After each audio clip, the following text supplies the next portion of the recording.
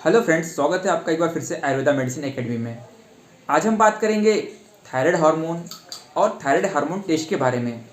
तो क्या होता है थायराइड हार्मोन? थायराइड हार्मोन हम जो भी भोजन ग्रहण करते हैं उसको एनर्जी का जब प्रोडक्शन होता है उसमें मेजर भूमिका होती है थायराइड हार्मोन की। इसके बिना एनर्जी का प्रोडक्शन हमारी बॉडी में हो ही नहीं सकता है। दूसरी बात है कि थायराइड हार्मोन का टेस्ट हम कैसे करते हैं। तो इसके लिए कोई खास प्रिकॉशन की आवश्यकता हमें होती नहीं है। हम किसी भी समय टेक्नीशियन के पास में, लैब टेक्नीशियन के पास में जा कर के अपना ब्लड सैंपल दे सकते हैं और हम थायराइड हार्मोन का टेस्ट करवा सकते हैं। जब थायराइड हार्मोन का जब टेस्ट होता है और उसमें रिपोर्ट आती है तो हम उसमें 3 प्रकार के हार्मोन दिए हुए होते हैं, TSH, T3 और T4। TSH को हम थायराइड स्टिमुलेटिंग हार्मोन बोलते हैं जो पिट्यूटरी ग्लैंड से स्रावित होता है। दूसरा हम T3 जिसे हम ट्राई आयोडोथायरोनिन बोलते हैं। तीसरा है T4 जिसे हम टेट्रा आयोडोथायरोनिन बोलते हैं या इसको थायरोक्सिन भी बोला जाता है। जब हम रिपोर्ट का एनालाइज करते हैं तो हम इसमें ये देखते हैं कि T3 और T4 और TSH नॉर्मल रेंज में है या नहीं। अगर किसी इनमें अगर अबनॉर्मलिटी है तो मतलब आपको थायराइड से रिलेटेड कोई ना कोई प्रॉब्लम जरूर है। लेकिन गर्भावस्था में महिलाओं में HCG व एस्ट्रोजन हार्मोन का लेवल बढ़ने के कारण उनमें थायराइड हार्मोन का लेवल थोड़ा अबनॉर्मल होता है या बढ़ जाता है। यह सामान्य सी बात है। जब लैब से हमारे पास में रिपोर्ट आती है पेशेंट की तो हम उसमें ये आइडेंटिफाई करते हैं कि इस पर्सन में थायराइड हार्मोन का लेवल नॉर्मल है या अबनॉर्मल है। अगर अबनॉर्मल भी है तो 2 प्रकार से हो सकता है, एक तो कम हो सकता है या एक तो ज़्यादा हो सकता है।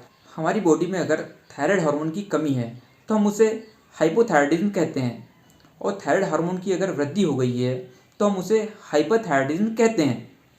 जैसे पेशेंट की मैंने आपको एक बगल में भी रिपोर्ट दिखाई है, मेरी जानकारी के बाद में आप खुद ही इसको आइडेंटिफाई कर पाएंगे कि इसकी क्या कंडीशन है। जैसे अब हम हाइपोथायराइडिज्म की कंडीशन लेते हैं, हम रिपोर्ट में देख रहे हैं कि T3 और T4 का लेवल कम है या फिर नॉर्मल है और TSH का लेवल बढ़ा हुआ है, तो ये पर्सन आएगा हाइपोथायराइडिज्म में। मतलब ये है कि जो थायराइड ग्लैंड है वो T3 और T4 हार्मोन का प्रोडक्शन नॉर्मल मात्रा में नहीं कर पा रही थी, इसलिए पिट्यूटरी ग्लैंड ने TSH हार्मोन का स्टिमुलेशन बढ़ा दिया, लेवल बढ़ा दिया, ताकि वो ज़्यादा से ज़्यादा सूचना थायराइड ग्लैंड को दे पाए, जो हमारे नेक में उपस्थित होती है। एच शेप या तितली आकार की ग्रंथि होती है। इसको जितनी ज़्यादा सूचना मिलेगी उतना यह T3 और T4 का निर्माण कर पाएगी। अगर TSH लेकिन बढ़ा हुआ है तो मतलब ये है कि थायराइड ग्लैंड T3 और T4 हार्मोन का प्रॉपर निर्माण नहीं कर पा रही थी, इसलिए डायरेक्ट इंडिकेशन है हाइपोथायराइडिज्म का कि इस पर्सन को हाइपोथायराइडिज्म है।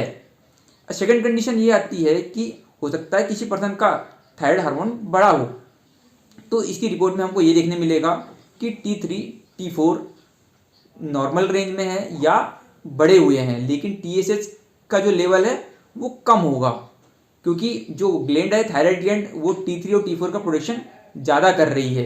इसलिए तो जब ज़्यादा ही बन रहा है तो फिर पिट्यूटरी ग्लैंड को ज़्यादा स्टिमुलेशन देने की क्या ज़रूरत है। वो तो चाहेगी भैया जब बढ़ रहा है बॉडी में तो उसे कम किया जाए या नॉर्मल रेंज में लाया जाए, इसलिए उसने TSH का प्रोडक्शन कम कर दिया है।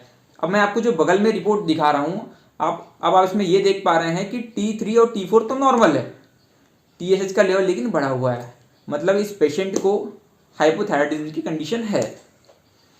देखिए, अब मुझे लगता है कि मैंने इस वीडियो में अपने तरफ से बहुत जानकारी देने की कोशिश की है, और फिर भी अगर आपको कोई प्रॉब्लम हो, इसमें कोई क्वेश्चन हो तो आप मुझे कमेंट करके पूछ सकते हैं। और अगर आपको मेरा वीडियो अच्छा लगा हो तो आप मेरे चैनल को लाइक करें, सब्सक्राइब करें। Thank you.